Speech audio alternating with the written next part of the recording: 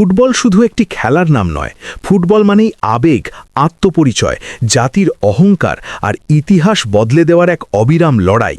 আর সেই লড়াইয়ের সবচেয়ে পবিত্র ভয়ঙ্কর মঞ্চ হল ফিফা বিশ্বকাপ, যেখানে একটি মুহূর্ত একজন খেলোয়াড়কে নায়ক বানিয়ে দেয়, আবার একটি ভুল প্রজন্মের পর প্রজন্ম বয়ে বাড়ায় আক্ষেপ হয়ে। ঠিক এই মঞ্চেই ব্রাজিল নামের ফুটবল সাম্রাজ্য গত 2 দশকের বেশি সময় ধরে নিজের ছায়ার সাথেই লড়াই করছে। 5 বারের বিশ্ব চ্যাম্পিয়ন ব্রাজিল, যারা একসময় বিশ্বকাপ মানেই ছিল ভয়, শ্রদ্ধা আর রাজত্ব, সেই ব্রাজিলই 2002 সালের পর থেকে আর একবারও হাতে তুলতে পারেনি সোনা ট্রফি। 2006, 2010, 2014, 2018 এবং 2022 প্রতিটি বিশ্বকাপে কোটি কোটি সমর্থকের চোখে জল, হৃদয় হতাশা আর প্রশ্ন, কবে ফিরবে সেই পুরনো ব্রাজিল।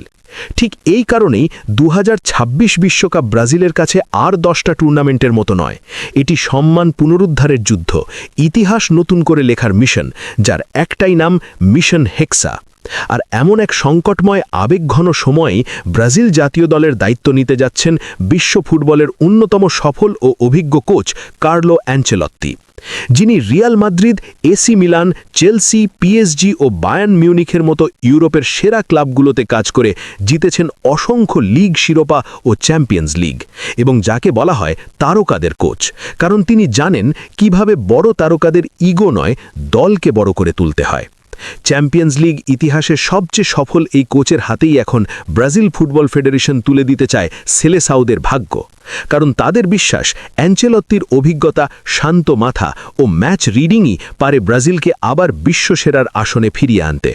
আর এই গল্পের কেন্দ্রে সবচেয়ে আবেগী ও বিতর্কিত চরিত্রটি হলেন নেইমার জুনিয়র, যিনি ব্রাজিলের জার্সিতে সর্বকালের সর্বোচ্চ গোলদাতা হয়েও আজ পর্যন্ত ছুঁতে পারেননি বিশ্বকাপ ট্রফি। ব্যক্তিগত অর্জন, খ্যাতি, টাকা সবকিছু থাকা সত্ত্বেও নেইমারের কেরিয়ারের সবচেয়ে বড় শূন্যতা একটি শব্দেই আটকে আছে: বিশ্বকাপ। ইনজুরি, সমালোচনা, ফর্মহীনতা আর বারবার ভেঙে পড়ার মাঝেও নেইমার জানেন 2026 বিশ্বকাপই হতে পারে তার জীবনের শেষ সুযোগ, শেষ অধ্যায়, শেষ যুদ্ধ। তাই এবার আর ব্যক্তিগত রেকর্ড নয়, সামাজিক যোগাযোগ মাধ্যমের শিরোনাম নয়, তার একমাত্র লক্ষ্য একটি ট্রফি, একটি মুহূর্ত যা তাকে ইতিহাসে অমর করে দেবে। ভেতরের নির্ভরযোগ্য সূত্র বলছে, নেইমার খুব স্পষ্টভাবেই অ্যানচেলত্তিকে জানিয়ে দিয়েছেন তিনি আর নিজের জন্য খেলতে চান না, তিনি খেলতে চান দেশের জন্য। প্রয়োজনে পুরো ম্যাচ নীরব থেকে, একটিও ড্রিবল না করে, বিশ্বকাপ ফাইনালে একটি মাত্র গোল করেও যদি ব্রাজিলকে চ্যাম্পিয়ন করা যায়, তাতেই তিনি তৃপ্ত। এটি শুধু কথা নয়, এটি তার প্রতিশ্রুতি, তার শেষ স্বপ্ন। প্রশ্ন একটাই, এই প্রতিশ্রুতি কি অ্যানচেলত্তির মন জয় করতে পারবে? বাস্তবতা হলো, অ্যানচেলত্তির অধীনে নেইমার আগেও খেলেছেন, এবং এই কোচ খুব ভালোভাবেই জানেন কিভাবে নেইমারের মতো একজন প্রতিভাবান কিন্তু আবেগী খেলোয়াড়কে দলকেন্দ্রিক ভূমিকায় ব্যবহার করতে হয়। অ্যানচেলত্তি বিশ্বাস করেন বড় ম্যাচ জেতা হয় মাথা ঠান্ডা রেখে, সঠিক সিদ্ধান্ত নিয়ে, আর এই জায়গাতেই নেইমার এখন আগের চেয়ে অনেক বেশি পরিণত। অভিজ্ঞতা, ম্যাচ সেন্স, চাপ সামলানোর ক্ষমতা সব মিলিয়ে তিনি আর কেবল একজন শোম্যান নন, বরং একজন ম্যাচ উইনার। অ্যানচেলত্তি চাইলে নেইমারকে ফ্রি রোল দিয়ে এমনভাবে খেলাতে পারেন যেখানে ভিনি জুনিয়র, রদ্রিগো ও এনরিকের গতির সঙ্গে নেইমারের সৃজনশীলতা মিলে ব্রাজিলকে রূপ দিতে পারে এক ভয়ঙ্কর আক্রমণাত্মক দলে, যাকে থামানো যে কোনো প্রতিপক্ষের জন্য দুঃস্বপ্ন হয়ে উঠবে।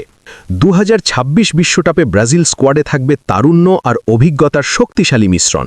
ভিনি জুনিয়র, রদ্রিগো ও এনরিকের মতো তরুণদের পাশে যদি নেইমার নেতৃত্ব দেন সঠিকভাবে, তাহলে এই দলটাই হতে পারে গত 24 বছরের হতাশার শেষ জবাব। সেই ফাইনালে নেইমারের প্রতিশ্রুত একটি গোল শুধু একটি গোল হবে না, সেটি হবে একটি জাতির দীর্ঘ অপেক্ষার অবসান, একটি প্রজন্মের চোখের জল মুছে যাওয়া মুহূর্ত।